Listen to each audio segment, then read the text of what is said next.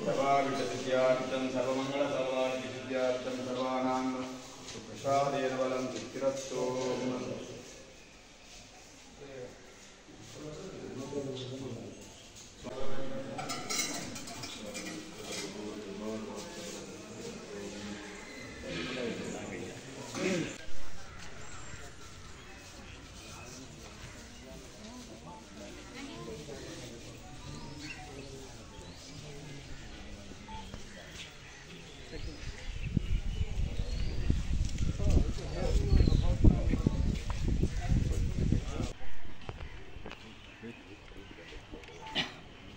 உள்ளூராட்சி மன்ற தேர்தலில் உடனடியாக நடத்த வேணும்னு சொல்லி உயர்நீதிமன்றம் தீர்ப்பு வழங்கியிருக்கு. இந்த உள்ளூராட்சி மன்ற தேர்தலை நடத்த விடாமல் தடுக்கக்கூடிய காரணமும் ஜனாதிபதி என்று சொல்லப்பட்டிருக்கு. கேபினட் அமைச்சர் ரீதியில் நீங்கள் எவ்வாறு பார்க்குறீங்க? அவர் அதுக்கான காரணத்தையும் இந்த தீர்ப்புக்கு பிறகு தெளிவாக சொல்லியிருக்கிறார். உங்களுக்கு தெரியும், 2 வருஷத்துக்கு முதல் அவர் இந்த நாட்டை பொறுப்பெடுக்கல நாடு வந்து இருளில் மூழ்கிக்கொண்டு இருந்தது. அத்தியாவசிய பொருட்கள் பற்றாக்குறை இல்லை, விலை அதிகம், எடுத்ததுக்கெல்லாம் கியூ வரிசை இதிலெல்லாம் இருந்தது. இன்றைக்கு இந்த 2 வருஷத்துக்கு அதை மாற்றி இருக்கிறார். இன்னும் அது மாற்ற வேணும், விலைகளை இன்னும் குறைக்கப்பட வேணும். அந்த வகையில் நாட்டு நலன் மக்கள் நலன் கருதி தான் அவர் அந்த முடிவை எடுத்திருக்கிறாரே ஒழிய அதுக்கு புறம்பாக எந்த சுயநலன்களும் இருக்கிறதா நான் நினைக்கல. தேர்தல் விஞ்ஞாபனத்தில் வடகிழக்குரிய காணி போலீஸ் அதிகாரங்களோ உள்ளடக்குவார் நினைக்கிறீங்க? இது வந்தால் தான் தெரியும்.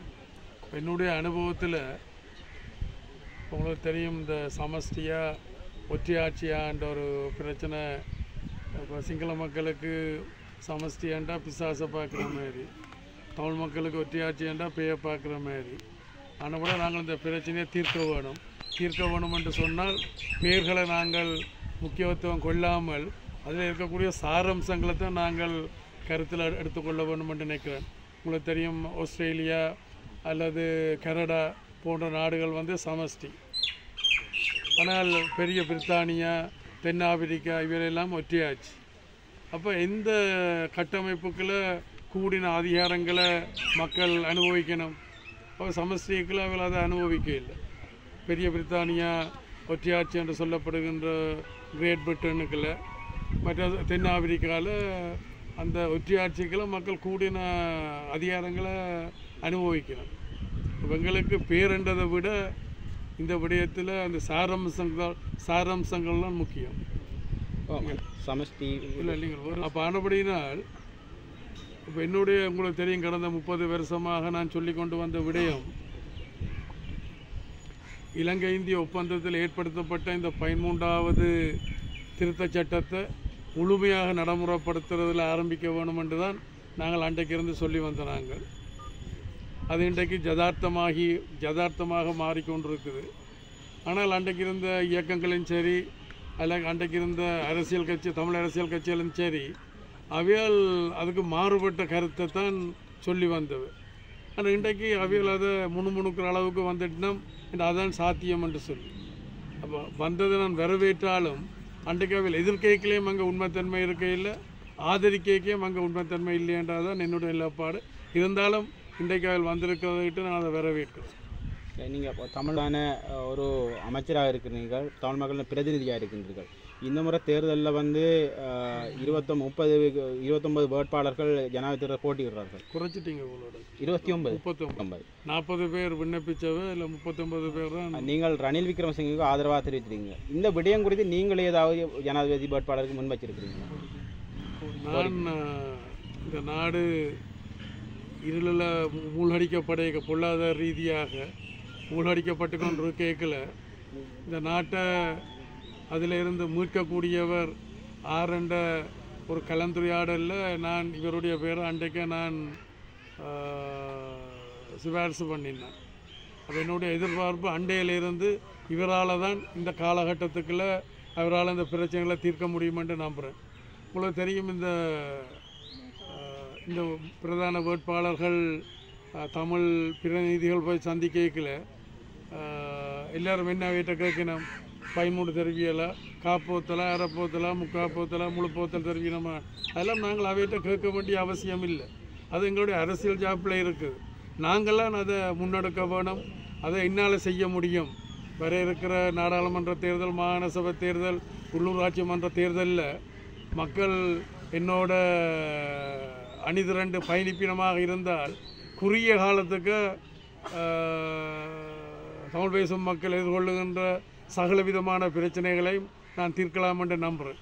நாங்கள் சொல்கிறத செய்கிற நாங்கள், செய்கிறத சொல்கிற நாங்கள்.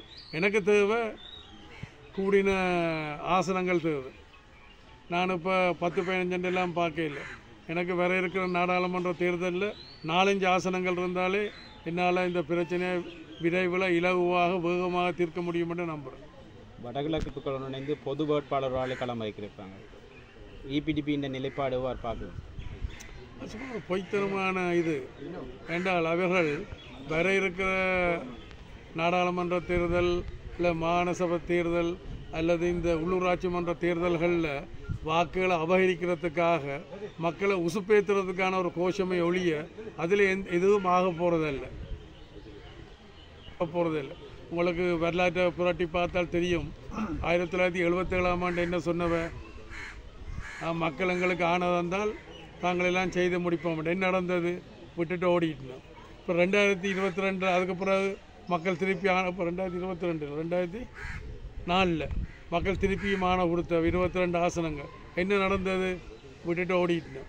இப்போ என்ன சொல்ல வரேன்றால் அவர்கள் வாக்குகளை அபகரிக்கிறதுக்காக கூடின ஆசனங்களை பெற்றுக்கொள்றதுக்காக தங்களோட சுயலாப அரசியல் இருந்து கொண்டு தான் இந்த கருத்துக்களை முன்வைக்கணுமே ஒழிய அதில் எந்த உண்மைத்தன்மையும் இல்லை. அப்போ அப்படியான அனுபவங்கள் எங்களுக்கு இருக்குது. நாங்கள் என்ன செய்ய வேண்டும் என்று சொன்னால் இப்போ தென்னிலங்கையில் 3-4 பிரதான வேட்பாளர்கள் இருக்கணும். நாங்கள் அவர்கள் ஒரு ஆளோடு நாங்கள் எங்கள் பேரம் பேச வேணும். பேரம் பேசுகின்றால் எங்களுக்கு இந்த பிரச்சனைகளை தீர்க்க வேணும். நீங்கள் தீர்ப்பியலாக இருந்தால் அந்த நம்பிக்கையை தந்தால் நாங்கள் உங்களுக்கு அந்த எங்களுடைய மக்களுடைய வாக்கு தருவோம் வேண்டும். உங்களுக்கு தெரியும் 2005ஆம் ஆண்டு ஜனாதிபதி தேர்தல் நடந்தது தெரியும். இப்போ அன்றைக்கு இருந்த இயக்கம் சக தமிழ் கட்சிகளோடு சேர்ந்து ஒரு மக்களுக்கு ஒரு மிரட்டலை விட்டவ யாரும் வாக்களிப்பில் கலந்து கொள்ளக்கூடாது. என்ன நடந்தது? அன்றைக்கு மக்களை சுதந்திரமாக வாக்களிக்க விட்டிருந்தால் என்ன நடந்திருக்கும்? என்ன நடந்து இவர் ஜனாதிபதியாக ரணில் விக்ரமசிங்கான் வந்திருப்பார். பிரபான் என்ன யோசிச்சான் என்றால், ரணில் விக்ரமசிங்கா ஜனாதிபதியாக வந்தால், அதாவது தமிழ் மக்களை சுதந்திரமாக வாக்களிக்க விட்டிருந்தால் நிச்சயம் அன்றைய நிலைமையில் தமிழ் மக்கள் வாக்களிக்கக்கூடியது ரணில் விக்ரமசிங்காவும். வாக்களிச்சிருந்தால் அவர் சர்வதேச சமூகம் பேச்சுவார்த்தை அது என்று சொல்லி அரசியல் ரீதியாக தன்னை அமுக்கிடுவார். மஹிந்த ராஜபக்ச வந்தார் என்றால் சண்டித்தனம் காட்டுவார். தான் ஒரு குட்டை போட்டு அவரை அமுக்கில்லாமல் என்று யோசிச்சது அது மாறி நடந்துட்டு இதான் நடந்தது. அப்போ பிள்ளைகள் எல்லாம் தமிழ் மக்கள் மத்தியிலே இருக்குது. இலங்கை இந்திய ஒப்பந்தத்துக்கு முதல் வேறு சிங்கள அரசாங்கம் மாற்றாந்தாய் மனப்பான்மையோடு தான் எங்களை எல்லாம் அணுகினர். ஆனால் இலங்கை இந்திய ஒப்பந்தத்துக்கு பிறகு தென்னிலங்கை அரசியல் தரப்பில் குணாம்ச ரீதியான மாற்றம் ஏற்பட்டிருந்தது. துரவசவசமாக தமிழ் தலைமைகள் தங்களுடைய சுயலாபங்களுக்காண்டி அதை துர்ப்பியோகம் செய்ததை ஒழிய அதை அன்றைக்கு சரியாக பயன்படுத்தி இருந்தால் இன்றைக்கு நாங்கள் எங்கேயோ இருந்திருக்க வேணும். கூடின அதிகாரங்களோடு இந்த சந்தோஷமான நிலைமையில் இவ்வளவு பேர் இறந்திருக்க முடியாது, இவ்வளவு பேர் காணாமல் போயிருக்க முடியாது, இவ்வளவு பேர் இடம்பெயர்ந்திருக்க முடியாது, இவ்வளவு பேர் சொத்துக்களை எல்லாத்தையும் அழிச்சிருக்க முடியாது, மன உளைச்சல் ஏற்பட்டிருக்காது. ஆனால் பிரபான் ஒன்றை செய்திருக்கிறான் என்னென்றால் புலம்பெயர்ந்த நாடுகளுக்கு மக்களை அனுப்பினது வெவ்வேறு காரணங்களுக்காண்டி. அது இன்றைக்கு அந்த மக்கள் இன்றைக்கு அங்கே சந்தோஷமாக இருக்கணும். ஆனால் அந்த மக்கள் என்ன செய்ய வேணுமென்றால் தளத்தில் இருக்கிற மக்கள் நிம்மதியாக சந்தோஷமாக கௌரவமாக இருக்கிறதுக்கு அவர்கள் பங்களிக்க வேண்டுமென்றதை நான் இந்த சந்தர்ப்பத்தில் சொல்லிக்கொள்ள விரும்புகிறேன். நீங்கள் அமைச்சராக இருக்கிறீங்க. 2 இந்தியா இலங்கை மீனவர்கள் பிரச்சனை இது இழுபறியாக போய்கொண்டிருக்கிறது. நடுக்கடலே அடிபட்டு அப்பாவி மீனவர்கள் இறக்கிறார்கள். கிழக்கிலே கூட இன்னும் சுருக்கு வலை பயன்பாடு இருந்து கொண்டிருக்கிறது. இதை தீர்க்க முடியாமல் இருக்கிறது காரணம் என்ன? அதாவது முற்றுமுழுதாக தீர்க்க முடியலை என்றல்ல, அந்த முயற்சிகளை நாங்கள் எடுத்துக்கொண்டிருக்கிறோம். இந்த ஏற சொன்னால் எருதுக்கும் இறங்க சொன்னால் முடவனு கோமன்றது போல் இந்திய தரப்போடு எங்களுக்கு நிரம்ப பிரச்சனைகள் இருக்குது. அப்புறம் எங்களுடைய உங்களுக்கு தெரியும் 2 நாடுகளுக்கு இடையில் சம்பந்தப்பட்ட பிரச்சனை நாங்கள் ராஜதந்திர ரீதியாக அணுக வேணும். அதனால் சட்ட ரீதியாகவும் அணுகிறோம் என்று சொன்னால் கைதுகள், அதை விட விஞ்ஞானபூர்வமாகவும் அணுக வேணும் என்று சொல்லி இலங்கையில் இருக்கக்கூடிய நாரா ஆராய்ச்சி நிறுவனம் மற்ற இந்தியாவில் இருக்கக்கூடிய CMFI என்ற ஒரு ஆய்வு நிறுவனம் கடத்தொழிலோடு சம்பந்தப்பட்டது, இவர்களும் அந்த கூட்டங்களில் கலந்து கொண்டு தங்களுடைய ஆய்வை தர வேணும். இந்த பொட்டம் ட்ரோலிங், அதாவது இந்த இழுவமடி படகு தொழில் என்பது எங்களுடைய வளங்களை எவ்வாறு அளிக்கின்றது என்றது அவர்களும் தந்தால் இந்த பிரச்சனையை இலகுவாக முடிக்கலாம் என்று சொல்லி இருந்தது. அந்த நேரத்தில் எங்களுக்கு இப்போ கிட்டடியில் தேதி கொடுக்கப்பட்டது வருகின்ற 29, இந்த மாதம் 29, அடுத்த மாதம் 5ஆம் தேதி. அப்போ நாங்கள் 29ஆம் தேதிக்கு இதெல்லாம் எழுதி கருத்துக்கள் அங்கே வச்ச இடத்துல அவைகள் மறுத்தட்டினோம். என்ன அவ்வளோ தெரியும், இந்த ஆய்வு நிறுவனங்கள் அதுக்குள்ளே வந்தால் ஒன்று இந்திய ஆய்வு நிறுவனம், மற்ற இலங்கை ஆய்வு நிறுவனம். அப்போ இவர்கள் உண்மையை தான் சொல்ல வேணும். அப்போ சொன்னால் தங்களுக்கு ஒரு சங்கடமாக போயிடுமென்றதுக்காண்டி இன்றைக்கு அவையில் அந்த டேட்டுகளை ஒத்தி போட்டிருக்கிறோம். முயற்சி எடுத்து கொண்டான் இருக்கிறோம். ஆனால் இப்போ குறையுது, கைதுகள் செய்கிறதால குறையுது. அதே போல் இந்த சுருக்கு வேலை இப்போ இங்கே மட்டக்களப்பு பகுதிகளில் எல்லாம் அந்த பிரச்சனைகள் இருக்கின்றது. அந்த பிரச்சனைகளுக்கு நாங்கள் முயற்சி எடுக்கின்றோம். ஆனால் முழுக்க கட்டுப்படுத்த முடிய இல்லை. நாங்கள் இப்போ புதிய சட்டங்களை கொண்டு வரோம். ஏன்னா 1-2 மாதங்களில் கடத்தொழில் அமைச்சக்கூடாக புதிய சட்டங்களை கிட்டத்தட்ட எல்லாம் தயாரித்து முடிகிற நிலைமையில் இருக்குது. ஒரு 2-3 மாதங்களுக்கு நாங்கள் கொண்டுட்டோம் என்று சொன்னால் அப்புறம் அதுகள் எல்லாத்தையும் இலகுவாக கட்டுப்படுத்தலாம் சட்ட ரீதியாக. நன்றி.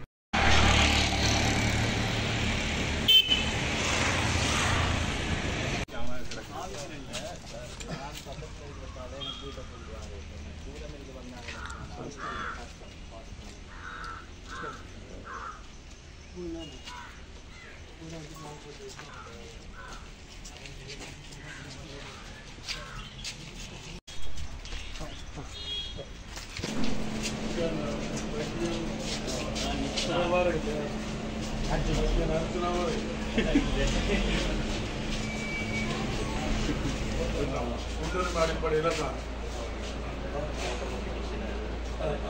அடிப்படையில் தாங்க நாங்கள் செய்வோம். நமக்கு எவ்வளோ முடிய தான் சாத்தியப்படும். அதுக்கு முன்னாடி நான் நிற்க இல்லை, லேட்டாக போயிட்டு தாங்க நான் அதை கொடுப்போம். சரி, எத்தனை வந்துருக்காங்க?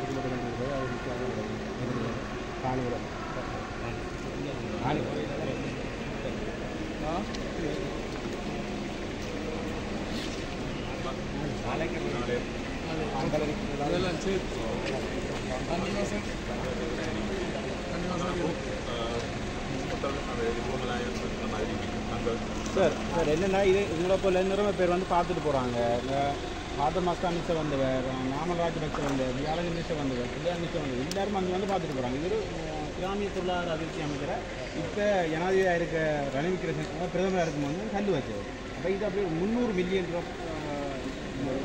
மக்களுடைய பிறவிகளை நான் பார்த்து செய்ய வேண்டும்.